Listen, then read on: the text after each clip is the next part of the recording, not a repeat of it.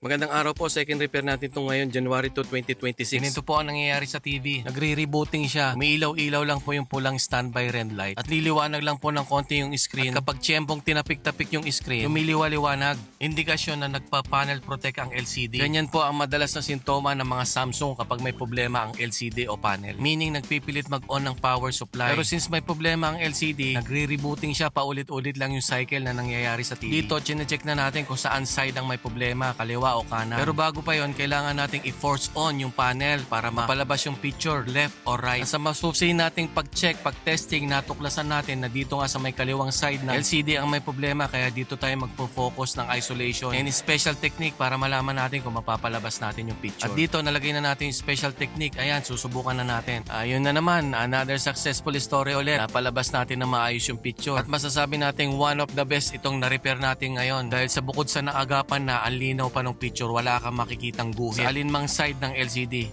napakalinis, napakaganda, parang hindi na-repair. Kung may ganito po kayong sira ng TV o kahit ano pang sira ng TV, paki-PM nyo po ako sa messenger ko. Nagsiservice po ako around Metro Manila and Nueva Ecija areas. Maraming salamat po. God bless us all. At maraming salamat sa customer natin na si Sir George. Maraming salamat sa amin yung pinagkatiwalaan TV nyo, sir. Mabuhay po kayo. God bless us all.